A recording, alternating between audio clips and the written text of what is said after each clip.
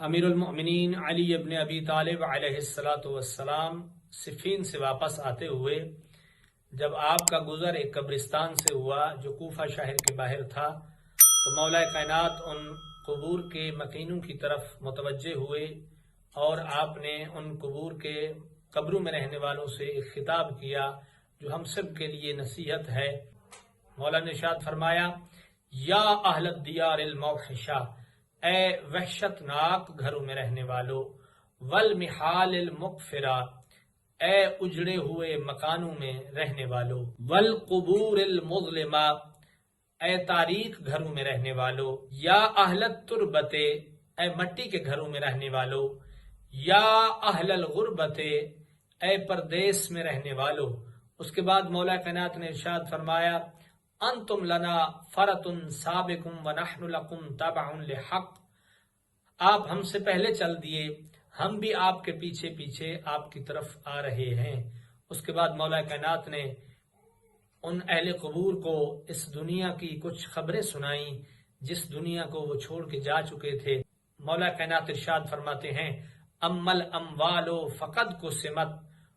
تمہارا مال تمہارے بعد تقسیم کر دیا گیا ہے کہ جس مال کو تم نے حلال اور حرام کی تمیز کیے بغیر کمایا تھا، محنت کی تھی، آج وہ مال تمہارے ورثاء میں تقسیم کر دیا گیا ہے اور اس کا حساب تم اپنے قبر میں دے رہے ہو۔ تمہارا مال تمہارے ورثاء میں تقسیم کر دیا گیا ہے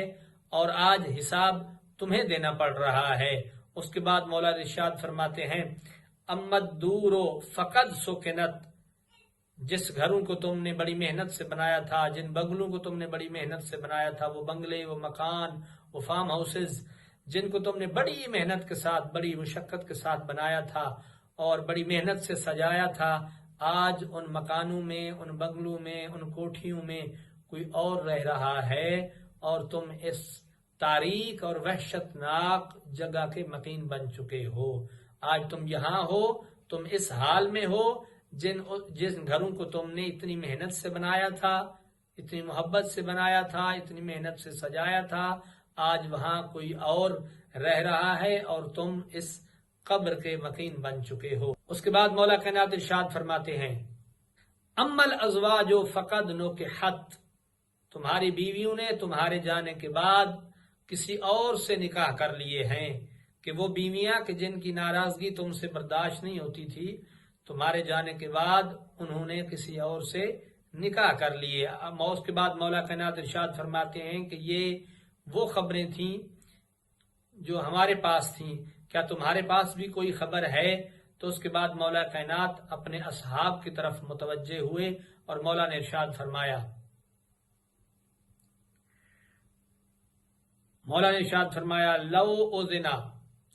لو اذن لهم القلام لقالوا انا خیر الزاد التقوی۔ مولا اپنے اصحاب کی طرف مخاطب ہو کے یہ فرماتے ہیں کہ اگر ان تاریک اور وحشتناک قبروں میں رہنے والوں کو بولنے کی اجازت ہوتی تو وہ سب یک زباں ہو کر یہی کہتے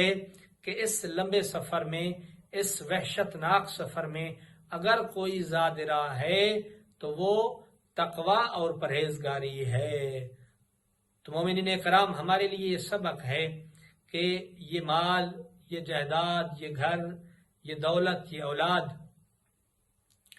یہ کچھ کام آنے والے نہیں ہیں۔ آپ کا حسب نسب کوئی چیز کام آنے والے نہیں ہیں۔ وہی آپ کے کام آئے گا جو آپ اپنے ہاتھ سے آگے بھیجیں گے۔ اپنی اولاد کی اچھی تربیت کریں گے تو وہ آپ کے لیے صدقہ جاریہ بنے گی۔ کبھی بھی اپنی اولاد کی محبت میں، کبھی بھی اپنی بیوی کی محبت میں کہ ہم کسی کا حق نہ کھائیں۔ ہمیشہ جو اللہ دے، حلال طریقے سے اللہ نے جو رزق حلال دیا ہے اسی میں اپنا جو ہے وہ گھر بھی بنائیں، اپنی اولاد کی بھی تربیت کریں، اپنے بچوں کے لیے بھی بنائیں، لیکن کبھی ایسا نہیں کرنا چاہیے کہ ہم کسی کا حق کھا جائیں یا کسی کی جو ہے نا دل آزاری کریں، یا حلال اور حرام کی تمیز نہ کرتے ہوئے بڑے بڑے بنگلے تو بنا لیں اپنی شان کے لیے، اپنی واہ واہ کے لیے اس دنیا میں، لیکن ہمیں قبر میں حساب دینا ہے۔ ہم چلے جائیں گے، ہمارے بعد وہ مال تقسیم ہو جائے گا اور ہمارے بعد ہمارے گھروں میں کوئی اور رہنے لگ جائے گا، لیکن قبر میں ہمیں حساب دینا پڑے گا۔ پروردگار عالم ہم سب کو